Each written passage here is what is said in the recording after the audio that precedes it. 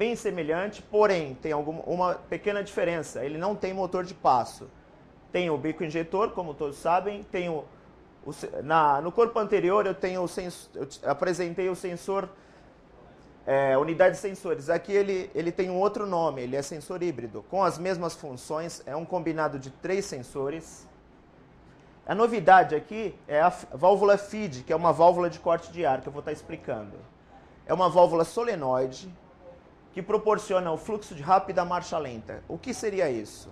Quando você vai pegar a motocicleta, em qualquer condição ou qualquer hora do dia, que o motor está frio, há mais atrito interno.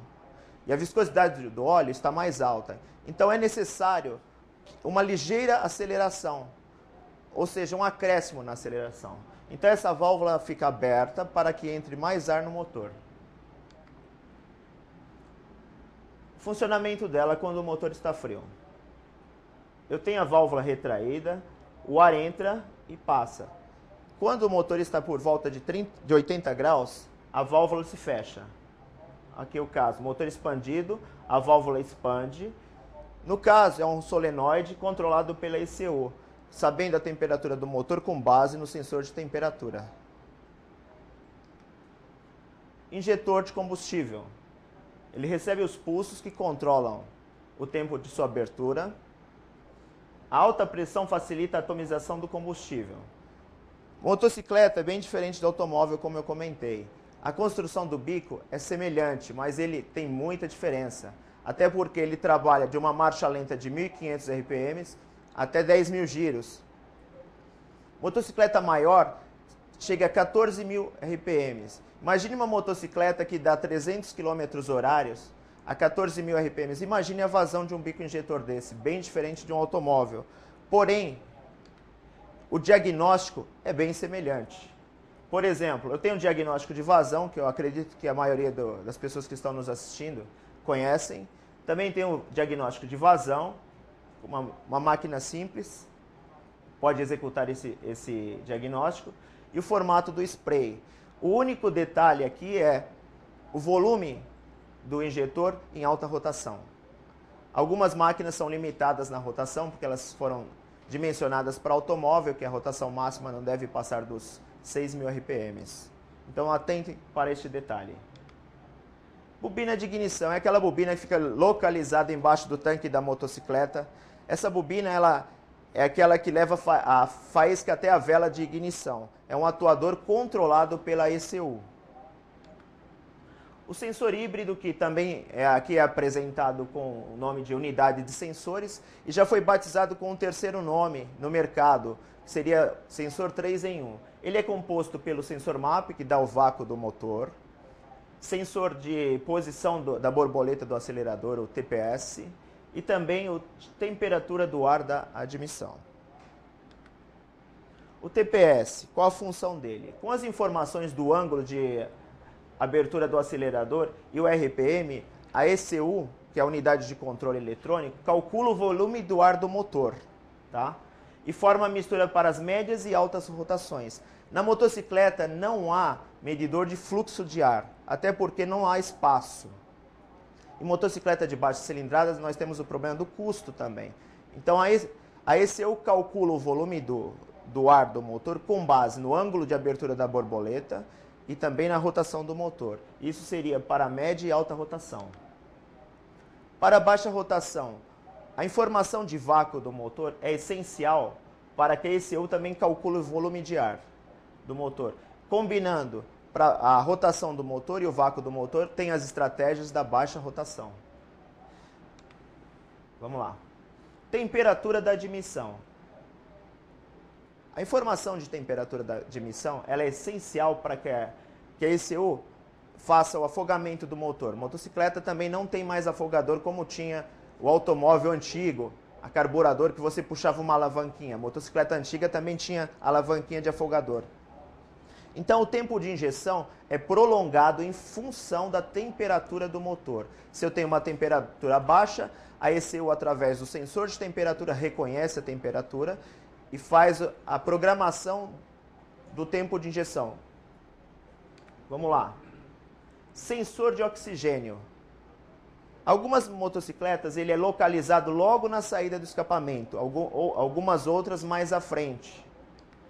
Ele analisa o teor de oxigênio no gás de escape, fornece os parâmetros para instrução, a fim que a ECU adote melhor estratégia de ajuste da mistura. Ok?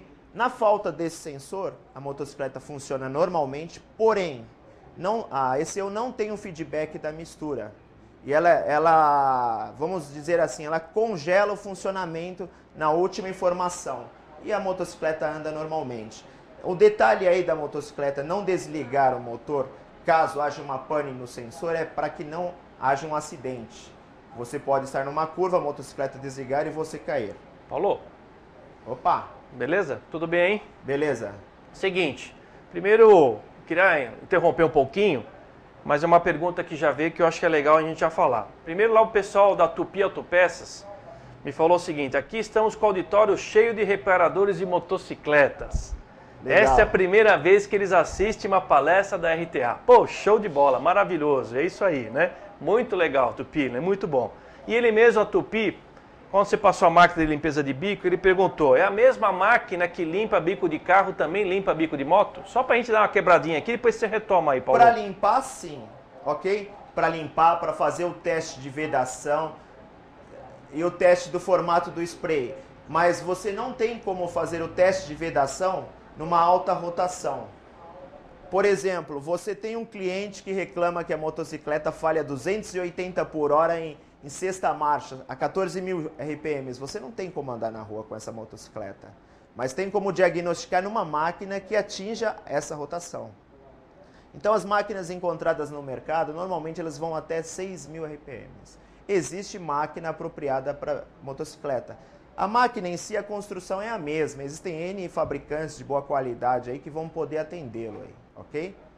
Mais alguma pergunta? Não, por enquanto. Então a máquina de limpeza de bico é basicamente a mesma. É. A mesma máquina. Porém, a diferença está na rotação que ela atinge. Na rotação que ela atinge para fazer a limpeza, é isso? Não, para fazer o teste de vazão. Ah, o teste de vazão. Beleza, por causa da rotação da moto, não é isso? Esse é o limitador da máquina. Tá bom. Beleza, então é isso aí. Daqui a pouquinho a gente volta aqui, Paulo, com mais obrigado. perguntas, tá bom? Obrigado.